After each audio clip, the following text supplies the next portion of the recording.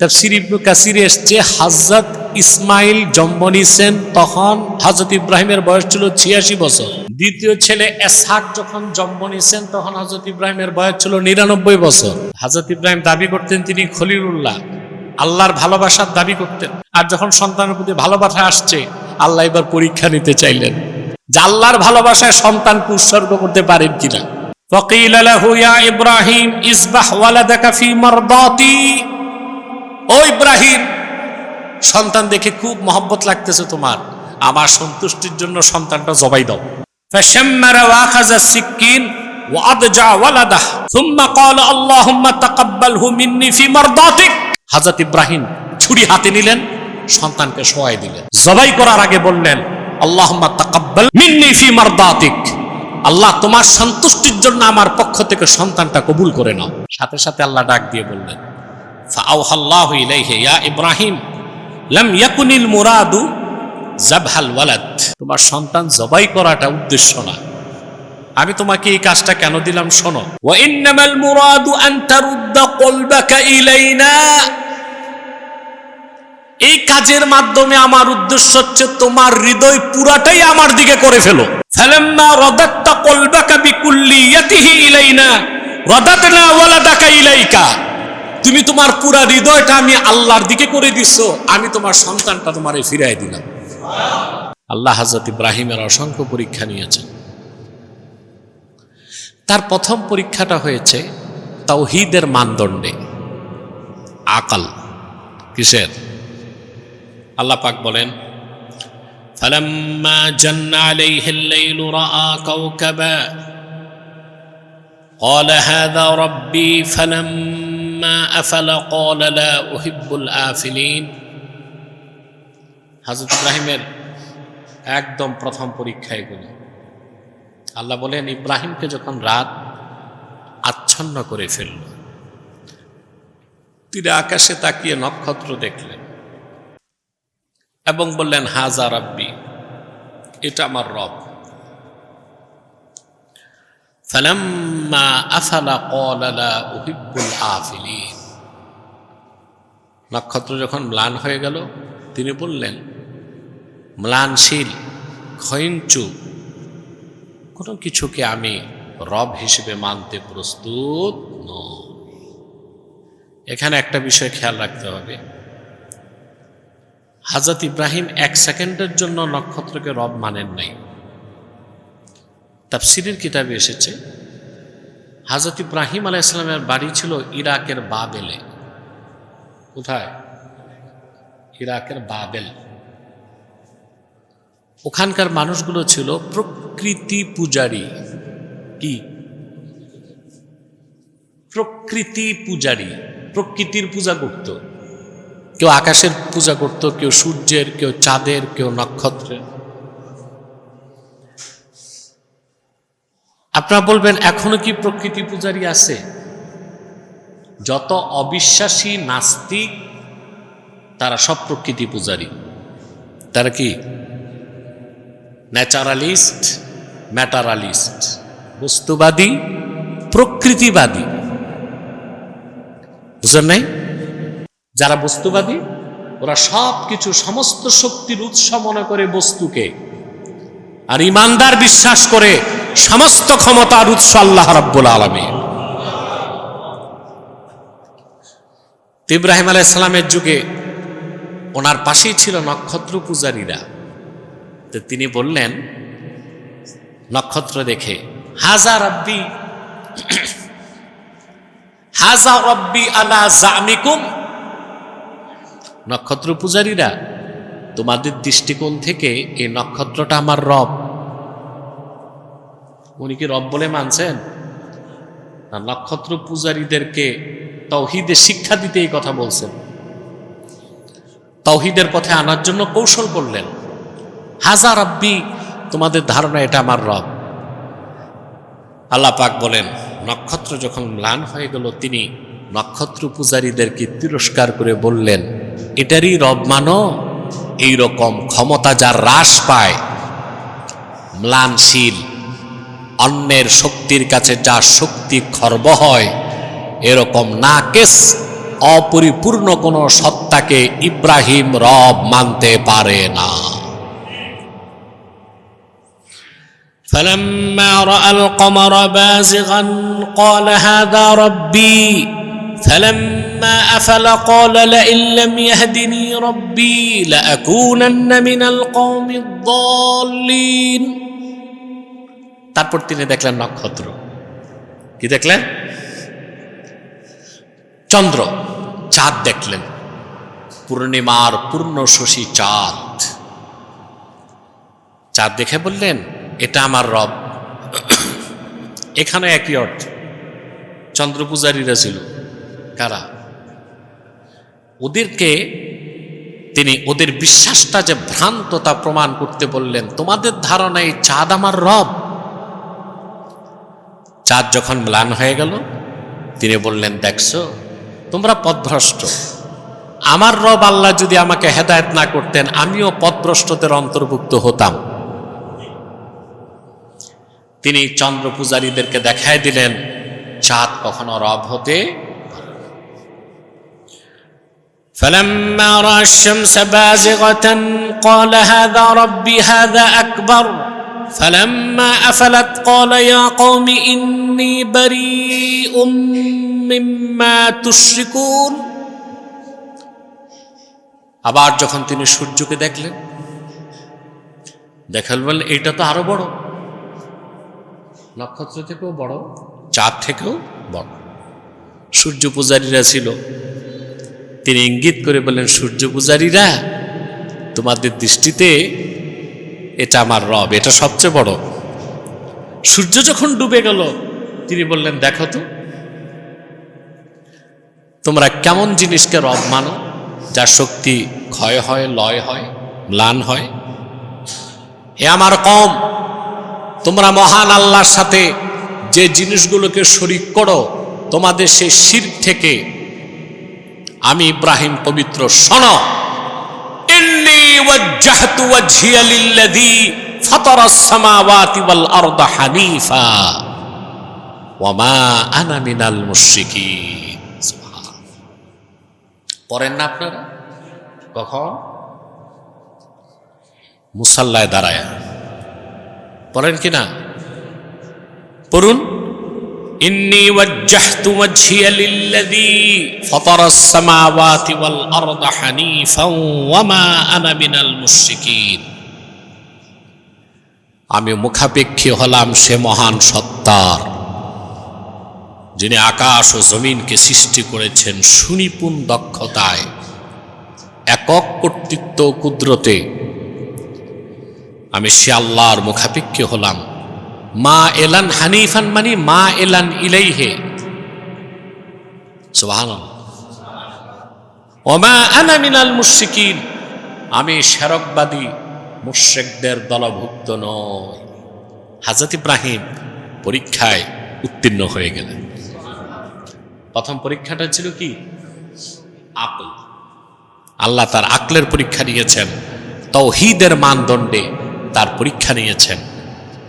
তার পরীক্ষার শুরুটাই তাওহীদ দিয়ে, বলেন সুবহানাল্লাহ। এখানে যে ফেল সে সব জায়গায়, এখানে যে ফেল অকৃতকার্য। তাওহীদের প্রশ্নে, ইমানের প্রশ্নে, আকায়েদের প্রশ্নে যে ব্যক্তি ধরা খেয়ে যাবে তার বিদ্যা, বুদ্ধি, ডিগ্রি, জনপ্রিয়তা, জনসমর্থন ওটা 10 আনার মূল্য নাই আল্লাহর কাছে।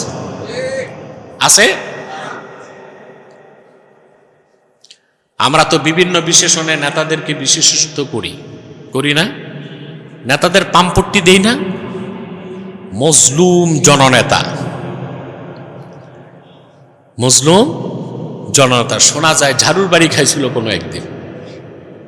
এই হচ্ছে মজলুম জননেতা। তারপরে অবিসংবাদিত নেতা, দেশপ্রেমিক। কিন্তু এইটা খুঁজি না লোকটা মুতাওয়াহিদ কিনা, মুমিন কিনা, মুসলিম কিনা। আল্লাহ সুবহানাহু ওয়া তাআলার সামনে নেতার মস্তক নত হয় কিনা। এদের অধিকাংশ তো নামাজই পারে না, নামাজে দাঁড়ায় গেলে বিপদে পড়ে। ডানে বামে দেখতে হয় রুকু কেমনে করে, সাজদা কেমনে করে, লাগে না? নামাজে যে বেটা বিপদে পড়ে, কারণ জীবনেও এমন নেতাও বাংলাদেশে আছে জীবনে ঈদের নামাজ পড়ে নাই, শুধু তার বাবার জানাজার নামাজটা পড়ছে, আছে না? এসব রাজনৈতিক সংকটগুলো যতদিন দূর করতে না পারবেন, মুক্তির কোনো আশা জাতির হতেই পারে, হতেই পারে। সম্মানিত সুধী, হযরত ইব্রাহিম আলাইহিস সালাম ধীরে ধীরে বড় হচ্ছেন, পরীক্ষার পর পরীক্ষা, সুবহানাল্লাহ। গেলেন তিনি তার গোত্রের ইবাদতখানায়, যে দেখেন বিশাল আকৃতির অসংখ্য মূর্তি, তামাসিল, মূর্তি, ভাস্কর্য, প্রতিকৃতি, সবাই এগুলোর ইবাদত করতেছে। তিনি লোকজনকে জিজ্ঞেস করলেন, এই অসার জড় পদার্থগুলোর ইবাদত করছো কেন? তো তারা কোনো দলিল দিতে পারে নাই, বলল যে বাপদাদা করছে তো আমরাও করি। ও মিয়া, মনোযোগ আছে আপনাদের? এদিক থাকান, ঝুমেন টুমেন কেন? কালকে না গোস্ত খাবেন ইনশাল্লাহ? দাঁতগুলো ধার দিছেন কিনা আমি জানি না।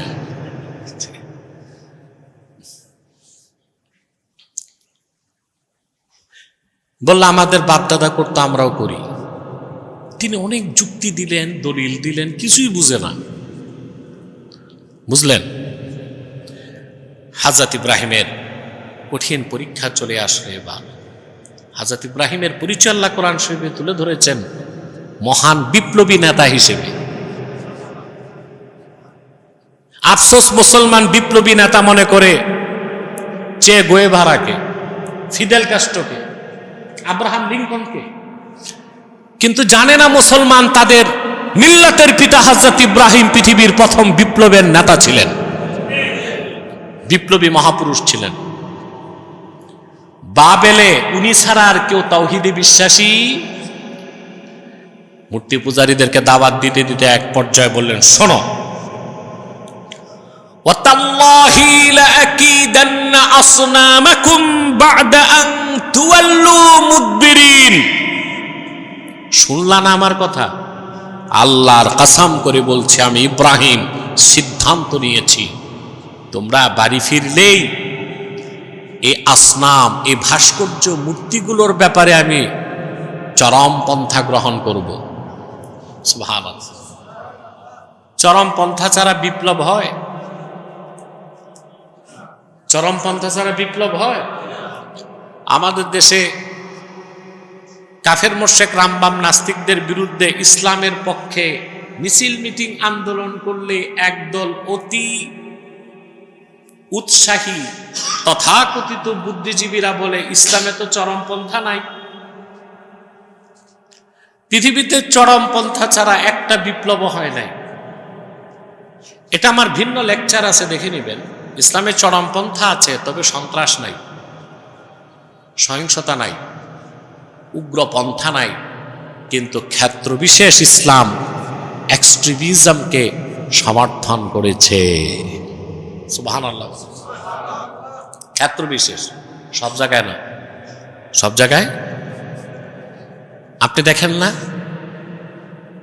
আপনি যাবেন চোখের ডাক্তারের কাছে, তার ট্রিটমেন্ট পদ্ধতি খুব সূক্ষ্ম, কারণ চোখের যদি একটু হেরফের হয় চক্ষুবাদ, ঠিক না? কানের ডাক্তারের কাছে যাবেন, কানের ডাক্তার আরেকটু মজবুত ভাবে ট্রিটমেন্ট করবে, একটু যন্ত্রপাতি দিয়া খোঁচাখুচি করবে। চোখের চেয়ে একটু কঠোর না কানের ট্রিটমেন্ট? যাবেন দাঁতের ডাক্তারের কাছে, তার ট্রিটমেন্ট পদ্ধতি কি? চরমপন্থায় কথা বলেন। এখন চোখের ডাক্তার যদি দাঁতের ডাক্তারের পদ্ধতিতে ট্রিটমেন্ট শুরু করে, দাঁত খুলতে পারবে না নিজের দাঁত দিতে হবে? কথা বলেন। তার দাঁতই তো থাকবে না ঘুষার চোটে। যদি বাচ্চা হয় তো কথাই নেই। তাহলে বোঝা যাচ্ছে ট্রিটমেন্ট পদ্ধতিতে এক এক অঙ্গের এক এক নীতিতে ট্রিটমেন্ট। ইসলাম শিথিল পন্থা দিয়েছে, ক্ষেত্রবিশেষ মধ্যপন্থা দিয়েছে, ক্ষেত্রবিশেষ চরম পন্থা দিয়েছে। হযরত ইব্রাহিম চরম পন্থায় চলে গেলেন। তারপর কি করলেন? আল্লাহ কোরআন শরীফে বলতেছেন, فَجَعَلَهُمْ جُذَاذًا إِلَّا كَبِيرًا لَهُمْ لَعَلَّهُمْ إِلَيْهِ يَرْجِعُونَ। শক্ত একটা কুঠার হাতে নিয়া কথিত দেবদেবী মূর্তিগুলোর নাক নকশা সব ভেঙ্গে জুজাদা টুকরা টুকরা করে দিলেন ইব্রাহিম আলাইহিস সালাম। এর নাম বিপ্লব। এর নাম কি? আর এখন বিপ্লব হয়েছে দেখছেন তো একটা কথা বলেন।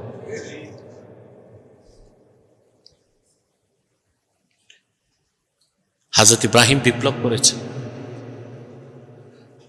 সবগুলোকে ভেঙ্গে বড় যে মূর্তি রেডার রেখে দিছে। কারণ এখানেও হযরত ইব্রাহিমের কৌশল ছিলেন তাদেরকে মূর্তি পূজার অসারতা প্রমাণ করবেন, তার জন্য বড়টার কাছে ফিরে আসে। বড়টার কাছে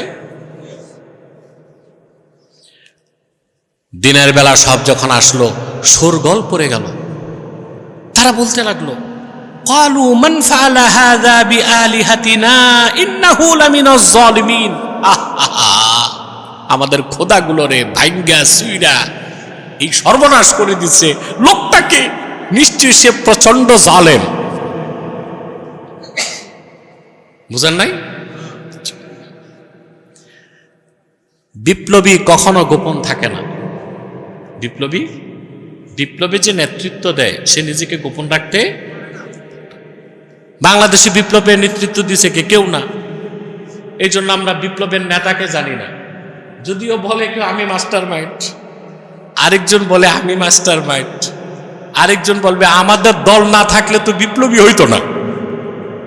কেউ নাই, কোনো মাস্টার মাইন্ড নাই, কোনো বিপ্লবী নাই।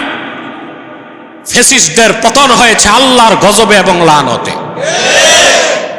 এটাই সত্য। সবাই নামছে, সবার কৃতিত্ব আছে। কথা বুঝতেছেন? এখন লোকজন বলতে লাগলো কাজটা করছে কে? লোকজন বলল, ক্বালু সামি'না ফাতান ইয়াযকুরুহুম ইউকালু লাহু ইব্রাহিম। তারা বলতে লাগলো একজন যুবককে চিনি আমরা, এই দেবদেবী মূর্তিগুলোরে গালিগালাজ করে, তার নাম ইব্রাহিম। এটা তার কাজ, এটা। তারপরে হযরত ইব্রাহিমকে ডাকা হলো। এক পর্যায়ে তিনি স্বীকার করলেন। অত্যাচারী শাসক নমরুদ তার ক্যাবিনেট বসাইছে, মন্ত্রী পরিষদ, যে এত বড় দুর্ধর্ষ বিপ্লবী নেতা ইব্রাহিম খলিল, তার শাস্তিটা কি হওয়া দরকার? আমাদের খোদাগুলোর মাইরা পিঠটা কিছু রাহে নাই। ক্যাবিনেট সিদ্ধান্ত নিয়ে বলল, ক্বালু হাররিকুহু ওয়ানসুরু আলিহাতাকুম ইন কুনতুম ফাইলিন।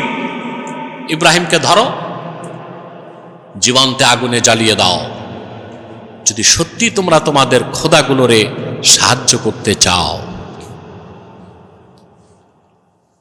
ঘটনা আপনারা জানেন, বিশাল অগ্নিকুণ্ড নির্মাণ করা, ঠিক না? তারপরে আগুনের কাছে যাওয়া যায় না, প্রখর তাপ। কাসাসুল কোরআনে ইবনে কাসির রাহমাতুল্লাহ নকল করেছেন, নমরুদের রাজত্বে এক প্রকৌশলী ছিল, ইঞ্জিনিয়ার। ওর নাম ছিল হুজান।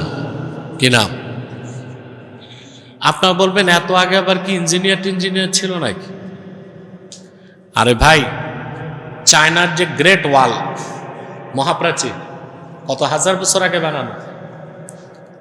প্রায় 22,000 কিলোমিটার লম্বা প্রাচীর তৈরি করেছে চায়নার মানুষ আজ থেকে প্রায় 2000 বছর আগে। ওরা কি প্রকৌশল বিদ্যা জানতো না? কথা বলে। পিরামিড দেখছেন? কথা বলে। মিশরের পিরামিড, বিজ্ঞানীদের মাথা অচল হয়ে গেছে যে পিরামিডে এমন পাথর ব্যবহার করা হয়েছে যা বহন করার মতো ক্রেন এখনো পৃথিবীতে সৃষ্টি হয় নাই। তো ফেরাউনের সময় বা আরো আগে যে পিরামিড তৈরি হলো, পাথরগুলো উঠালো কি করে? এখন ওই যে বলি, কাফের মুশরিক নাস্তিক বিজ্ঞানীগুলো কোরআন হাদিস মানবে না, গোজামিল একটা দিবে। এখানে তারা আবিষ্কার করেছে কনস্পিরেসি থিওরি, ষড়যন্ত্র তত্ত্ব। কি বলে পাগলেরা, বিজ্ঞান যে কত বড় পাগল হয়, বলে ভিন গ্রহ থেকে এলিয়নরা এসে পিরামিড বানায় দিছে। ভিন গ্রহ থেকে এলিয়ন এসে পিরামিড বানায় দিছে। আমাদের কাছে জবাব আছে, যারা করেছে জিন জাতির সহায়তায় কাজটা করেছে। কাদের মাধ্যমে? জিনরা প্রচন্ড শক্তি রাখে, কেরেন লাগে না। কথা বুঝতে পারছেন? হযরত সুলাইমান আলাইহিস সালাম জিনদেরকে ব্যবহার করছেন না সৈনিক হিসেবে? তো ওইভাবে পূর্ববর্তী জমানায় জিনদের সহযোগিতায় করা হয়েছে। এলিয়ন মেনে নিবে জিন, কারণ জিনের কথা কোরআন শরীফে আছে, জিনের কথা কোরআন কারিমে আছে। এটা মানবে না, মানবে কি? এলিয়ন। নমরুদের প্রকৌশলী হুজান বলল, আমি একটা যন্ত্র বানায় দিচ্ছি, ওই যন্ত্রের মাধ্যমে ইব্রাহিমকে আগুনে নিক্ষেপ করা যাবে। বানাও। সে তৈরি করে দিল মিনজানিক, কাঠের কামান। কাঠের কামান প্রস্তুত, হাতলের মধ্যে হাত পা বেঁধে ইব্রাহিম আলাইহিস সালামকে বসায় দেওয়া হলো। কাঠের কামান ঘুরতে লাগলো, রশি কাটলেই তিনি আগুনে যাবেন। আল্লাহ তার খালিল ইব্রাহিমের পরীক্ষার পর পরীক্ষা নিলেন, জিবরিলকে পাঠিয়ে দিয়েছেন। হযরত জিবরিল চলে আসলেন, পরীক্ষা নেবার জন্য হযরত ইব্রাহিমের সামনে দাঁড়ায় গেলেন। সামনে আগুনের কুণ্ডলী, মৃত্যুর অপেক্ষায় হযরত ইব্রাহিম। আগুনের লেলিহান শিখা দাউ দাউ করে জ্বলছে। হযরত জিবরিল এসে বললেন, আলাকা হাজাতুন ইয়া ইব্রাহিম, আমি আল্লাহর ফেরেশতা জিবরিল, আপনার কোনো সাহায্য লাগলে বলেন, আমি আপনাকে সাহায্য করব। জবাব ইব্রাহিম খলিল বললেন, আমার তো সাহায্যের প্রয়োজন আছে, কিন্তু তোমাকে আমার প্রশ্ন, হাজাতুন ইলাইকা আও ইলাল্লাহ, তোমার কাছে সাহায্য চাইব না আল্লাহর হুকুমে আগুনে যাচ্ছে সে আল্লাহর কাছে সাহায্য চাইব? এখানেও তিনি পরীক্ষায় উত্তীর্ণ। সুবহানাল্লাহ। 3 দিন বা 7 দিন, কোন বর্ণনায় 40 দিন, অধিক সংখ্যক মতে 3 দিন আগুনে তিনি থাকলেন। কাসাসুল কোরআন ইবনে কাসির লেখেন, হযরত ইব্রাহিম যাকে বাবা বলতেন, আজার উঁচু প্রাসাদ থেকে তাকিয়ে দেখে আগুনের কুণ্ডলীর লেলিহান শিখা, তার মধ্যে সবুজ বাগানে হযরত ইব্রাহিম আনন্দে ভ্রমণ করছেন।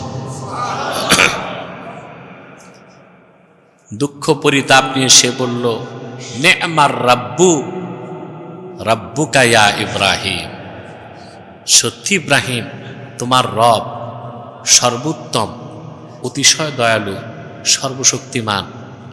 আমরা তোমাকে আগুনে দিলাম, আর সে আগুনে তিনি তোমার জন্য বাগান বানাই দিছে। বেরিয়ে আসলেন ইব্রাহিম আলাইহিস সালাম। ওনার ভাতিজা হযরত লূত তার উপর ঈমান আনলেন, কিছু নেককার ঈমান আনলেন। পরীক্ষার পর পরীক্ষা আসতে লাগলো। আল্লাহর পক্ষ থেকে হুকুম আসলো, ইব্রাহিম এবার তুমি হিজরত করো। তিনি তার পরিবার পরিজন নিয়ে চলে গেলেন বাবেল থেকে মিশর, মিশর হয়ে গেলেন কেনান, ফিলিস্তিন। কোথায়? হযরত ইব্রাহিম আলাইহিস সালামের রওজা ফিলিস্তিনে, এটা জানেন তো আপনারা।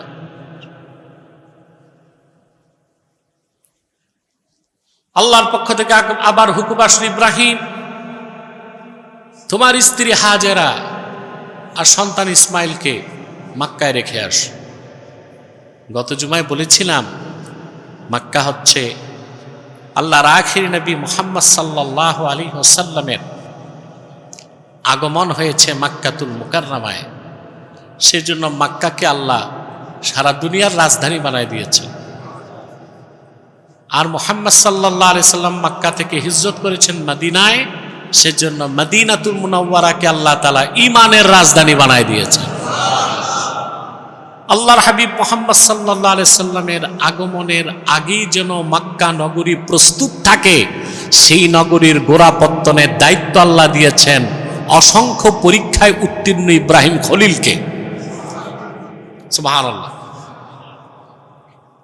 মক্কায় তিনি গেলেন, তার স্ত্রীকে রাখলেন, সন্তানকে রাখলেন, সামান্য কিছু শুকনা খেজুর আর পানি দিয়ে চলে আসলেন। তারপরের ঘটনা আপনারা জানেন, ঠিক না? হযরত ইব্রাহিম চলে আসলেন, হযরত ইসমাইল ধীরে ধীরে বড় হলেন, হযরত হাজেরা সাফা মারওয়ায় দৌড়ালেন পানির জন্য, ঠিক না? হযরত ইসমাইলের পদাঘাতে আল্লাহ তাআলা জমজম কূপ তৈরি করে দিলেন। তৃপ্তির সাথে সেই পানি তিনি পান করলেন, সকলকে পান করালেন। ইয়ামানের একটা গোত্র ছিল, তাদের নাম কাবিলা জুরহাম। কি নাম? এই জুরহাম কাবিলার লোকজন ফারান উপত্যকার পাশ দিয়ে যাচ্ছিল, সাফা মারওয়ার পাশ দিয়ে। ওদেরও পানি ছিল না। পানির সন্ধানে ওরা যখন সাফা মারওয়া পার হয়ে আসলো, এসেই দেখে আল্লাহর ঘর কাবা তখন দৃশ্যমান ছিল না, যে একটি স্বচ্ছ পানির প্রস্রবণী, সেখানে বসে আছেন স্বর্গীয় চেহারাধারী এক মহিলা, তার কোলে ফুটন্ত গোলাপের মতো অসম্ভব সুন্দর এক শিশু বাচ্চা। তারা বুঝে গেছে জনমানবহীন নির্জন নিভৃত এই মরুভূমিতে কূপ কোত্থেকে আসলো, পানির এত স্বচ্ছ পানির ফোয়ারা, মহিলা কোত্থেকে আসলো, শিশু বাচ্চাটাকে? ওরা এসে সম্মানের সাথে বলল, মা, পানির তৃষ্ণায় আমরা মৃত্যুর দ্বার প্রান্তে, আপনার অনুমতি থাকলে আমরা একটু পানি পান করি। তিনি বললেন, এটা তো আল্লাহর কূপ, আল্লাহর বান্দাদের জন্য খোলা আছে। তারা পানি পান করছে। সুবহানাল্লাহ। এক এক ঢোক পানিতে তাদের ক্ষুধা, তৃষ্ণা, দুঃখ সব দূর হয়ে গেছে। বলল, আপনি তো একা অনুমতি দিলে আমরা আপনার পাশে থাকি। তিনি বললেন, ঠিক আছে, থাক। সাফা মারওয়া ফারান উপত্যকার চারপাশে তারা ঘরবাড়ি নির্মাণ করল। হযরত ইসমাইল বড় হতে হতে দৌড়াদৌড়ির বয়সে চলে আসছেন। আমরা আমাদের বিষয়ে চলে এসেছি না? আমি জিটা ঠিক মতো কও। আল্লাহ পাক বলেন, ফালাম্মা বালাগা মাআহু সা'য়া ক্বালা ইয়া বুনাইয়া ইন্নী আরা ফিল মানামি আন্নী আযবাহুক।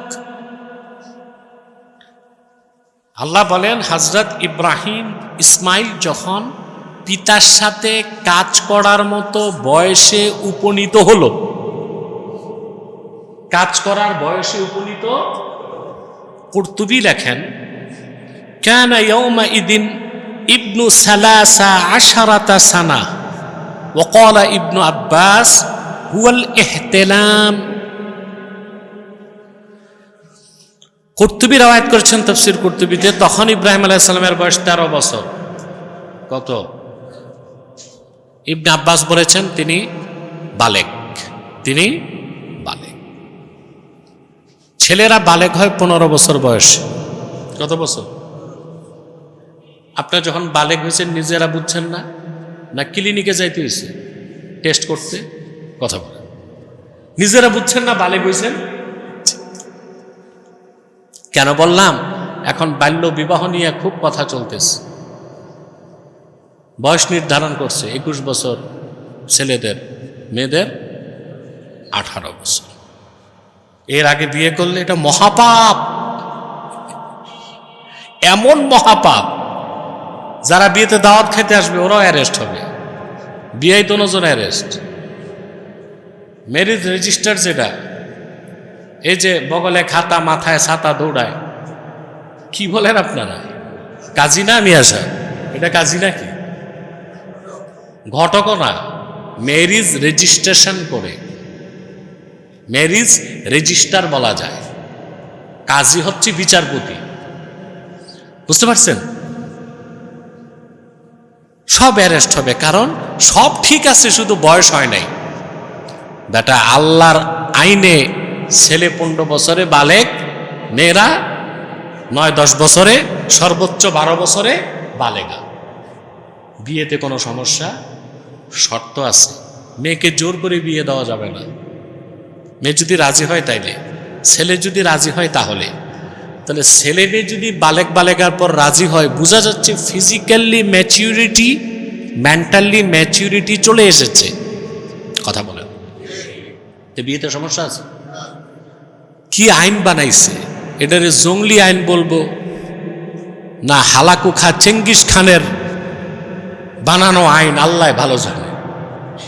ছেলে মেয়ের বয়স যাই থাক, যদি বদমাশি করে তাতে সমস্যা নাই। ও তো রাজি ছিল। কি ছিল? ও যে কথা বলে মিয়া বিবি রাজি ক্যা করেগা কাজী, একটা অবৈধকে বৈধতা দিচ্ছে আর বৈধ কাজকে অবৈধ দিচ্ছে। হযরত ইব্রাহিমের বয়স তখন 13 বছর হলো। কত বছর? এই সময় হযরত ইসমাইলের বয়স 13 বছর হলো। হযরত ইব্রাহিম বললেন, বৎস, আমি স্বপ্নে দেখি আমি তোমাকে জবা করছি। ফাংজুর মাজা তারা, এবার তুমি চিন্তা করো তো আমি কি সিদ্ধান্ত নিই। সুবহানাল্লাহ। সহজ কথা, নবীর পুত্র নবী, হযরত ইব্রাহিমও পয়গম্বর, হযরত ইসমাইলও পয়গম্বর। তিনি বললেন, ক্বালা ইয়া আবাতি ইফআল মা তু'মার সাতাজিদুনি ইনশাআল্লাহু মিনাস সাবিরিন। পিতা আমার, আপনি যে আদেশ প্রাপ্ত হয়েছেন তা করুন, অনতি বিলম্বে আমাকে আপনি ধৈর্যশীলদের মধ্যে পাবেন। এবার হযরত ইব্রাহিম অনেক ঘটনা, তা তো বলতে গেলে অনেক সময় মূল কথাটা বলে দেই। হযরত ইব্রাহিম পরপর 3 দিন স্বপ্ন দেখছেন। কয়দিন? 3 দিন। আল্লাহর হাবিব সাল্লাল্লাহু আলাইহি ওয়াসাল্লামের হাদিস, আল্লাহ হাবিব সাল্লাল্লাহু আলাইহি ওয়াসাল্লাম বলেছেন, আম্বিয়া কেরামের চক্ষু ঘুমায়, অন্তর ঘুমায় না। এই জন্য আল্লাহর হাবিব সাল্লাল্লাহু আলাইহি সাল্লামেরও চক্ষু ঘুমাতো, অন্তর ঘুমাতো না। সুবহানাল্লাহ। আল্লাহর হাবিব সাল্লাল্লাহু আলাইহি সাল্লাম বলেছেন, ইন্না আইনাইয়া তানামান ওয়ালা ইয়ানামু কলবি। এটা বুখারীর রওয়ায়াত। দালাইলুন নুবুওয়াতে বাইহাকি রওয়ায়াত করেছেন। আম্মা জান আয়েশা রাদিয়াল্লাহু তাআলা আনহা বর্ণনা করেছেন, ইন্না আইনাইহি সাল্লাল্লাহু আলাইহি ওয়াসাল্লাম কানাতা তানামান ওয়াল কলবা ইয়াকযান। আল্লাহর হাবিব সাল্লাল্লাহু আলাইহি ওয়াসাল্লাম বলেছেন, আমার চক্ষু ঘুমায়, আমার অন্তর ঘুমায় না। আম্মা জান আয়েশা রাদিয়াল্লাহু তাআলা আনহা বর্ণনা করেছেন, আল্লাহর হাবিব সাল্লাল্লাহু আলাইহি সাল্লামের চক্ষু মুবারক ঘুমাতো, অন্তর কখনো ঘুমাতো না। কারণ আল্লাহর হাবিব সাল্লাল্লাহু আলাইহি ওয়াসাল্লাম ঘুমে থাকলেও ওহী আসতো, আর সেটা কোরআন হয়ে যেত। যেহেতু ইব্রাহিম আলাইহিস সালাম পয়গম্বর ছিলেন, ওনার স্বপ্নগুলো কি নিছক স্বপ্ন ছিল না ওয়াহী ছিল? 3 দিন স্বপ্ন দেখছেন। তারপর সিদ্ধান্ত নিয়ে তিনি চলে গেলেন মিনাতে। কোথায়? ওখানে যে আল্লাহ পাক বলেন, ফালাম্মা আসলামা ওয়া তাল্লাহু লিল জাবিন। সুবহানাল্লাহ। পিতা পুত্র দুজনেই যখন আত্মসমর্পণ করল, কার হুকুমের সামনে? সুবহানাল্লাহ। হযরত কাতাদা থেকে হাদিস এসেছে, ওয়া তাল্লাহু লিল জাবিনের কাব্বাহু ওয়া হাওয়ালা ওয়াজহাহু ইলাল কিবলা। হযরত ইব্রাহিম হযরত ইসমাইলের চেহারাটা মাটির দিকে করে দিলেন আর কিবলামুখী করলেন, সুবহানাল্লাহ, জবাই করার জন্য। বারবার তিনি ছুরি চালাচ্ছেন, একটি পশমও কাটতে পারেন। এমন সময় আল্লাহর পক্ষ থেকে ডাক আসে, ওয়ানাদাইনাহু আইয়া ইব্রাহিম قد صدقت الرؤيا إنا كذلك نجزي المحسنين। আল্লাহর পক্ষ থেকে ডাক আসলো, ইব্রাহিম তুমি তো স্বপ্নের আদেশটাকে সত্য করে দিচ্ছ, স্বপ্নে আমার পক্ষ থেকে প্রাপ্ত আদেশকে তুমি বাস্তবায়ন করছো, ইসমাইলকে জবাই করতে হবে না। আল্লাহর পক্ষ থেকে ফিদিয়া জিবহুন আযীম চলে আসলো, বলেন সুবহানাল্লাহ। আল্লাহ পাক বলেন, ইন্না হাযা লাহুয়াল বালাউল মুবিন ওয়া ফাদাইনাহু বিজিবহিন আযীম। আল্লাহ পাক বলেন, ইব্রাহিমের এই কোরবানি হচ্ছে মহাপরীক্ষা। অসংখ্য পরীক্ষা দিয়েছেন না, এটাকে আল্লাহ বলছেন কি? বালাউল মুবিন, সুস্পষ্ট পরীক্ষা, বড় পরীক্ষা। আল্লাহ বলেন, আমি ইসমাইলের পক্ষ থেকে বদলা হিসেবে, ফিদিয়া হিসেবে জিবহুন আযীম, তাফসীরে এসেছে শাতুন কাবীর বা কাবাস, দুম্বা আল্লাহ পাঠায় দিয়েছেন। এই দুম্বাকে হযরত ইব্রাহিম জবাই করলেন, সুবহানাল্লাহ। আর এই কোরবানির সিলসিলা আল্লাহ চালু করে দিলেন। প্রিয় ভাইরা, এখন একটা কথা, এই কথাটা আধ্যাত্মিক বিষয়, বুঝতেছেন? সেটা হচ্ছে, আল্লাহ তাআলা তো সব জানতেন যে ইসমাইলকে জবাই করতে হবে না, এই পরীক্ষা কেন নিলেন? এখানেই তো সূক্ষ্ম বিষয়। যারা আহলুল ইশারা, মুহাদ্দিস মুফাসসিরদের মধ্যে মুতাসাউফিফ, তাসাউফপন্থী, তারা বলেন, ইন্না ইব্রাহিমা আলাইহিস সালাতু ওয়াসসালাম ইদ্দাআ মাহাব্বাতাল্লাহ সুম্মা নাযারা ইলাল ওয়ালাদি বিল মাহাব্বাহ ফালাম ইয়ারদা হাবিবুহু মাহাব্বাতাম মুশতারিকাতান। হযরত ইব্রাহিম তো দাবি করতেন যে তিনি আল্লাহর খলিল, আল্লাহকে তিনি জীবনের চেয়ে বেশি ভালোবাসেন। দীর্ঘ সময় পর বড় সন্তান হযরত ইসমাইল, তাফসীর ইবনে কাসিরে এসেছে হযরত ইসমাইল জন্ম নিয়েছেন তখন হযরত ইব্রাহিমের বয়স ছিল 86 বছর। সুবহানাল্লাহ কইবা না? কত বছর? দ্বিতীয় ছেলে ইসহাক যখন জন্ম নিয়েছেন তখন হযরত ইব্রাহিমের বয়স ছিল 99 বছর। বার্ধক্যের সময় তিনি প্রথম সন্তান ইসমাইল, কি মায়াটা বলেন!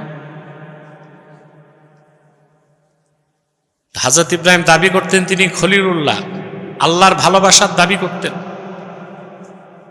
আর যখন সন্তানের প্রতি ভালোবাসা আসছে, আল্লাহ এবার পরীক্ষা নিতে চাইলেন যে আল্লাহর ভালোবাসায় সন্তানকে উৎসর্গ করতে পারেন কিনা। সুবহানাল্লাহ। فقيل له يا إبراهيم اذبح ولدك في مرضاتي। ও ইব্রাহিম, সন্তান দেখে খুব মহব্বত লাগতেছে তোমার, আমার সন্তুষ্টির জন্য সন্তানটা জবাই দাও। সুবহানাল্লাহ। فشمر واخذ السكين واضجع ولده ثم قال اللهم تقبله مني في مرضاتك। হযরত ইব্রাহিম ছুরি হাতে নিলেন, সন্তানকে শোয়াই দিলেন, জবাই করার আগে বললেন আল্লাহুম্মা তাকাব্বাল মিন্নি ফি মারদাতিক, আল্লাহ তোমার সন্তুষ্টির জন্য আমার পক্ষ থেকে সন্তানটা কবুল করে নাও। সাথে সাথে আল্লাহ ডাক দিয়ে বললেন ফাআওহাল্লাহু ইলাইহি ইয়া ইব্রাহিম লাম ইয়াকুনিল মুরাদু যাবহাল ওয়ালাদ। সুবহানাল্লাহ। তোমার সন্তান জবাই করাটা উদ্দেশ্য না, আমি তোমাকে এই কাজটা কেন দিলাম শোনো। ওয়া ইন্নামাল মুরাদু আন তারুদ্দা কলবাকা ইলাইনা,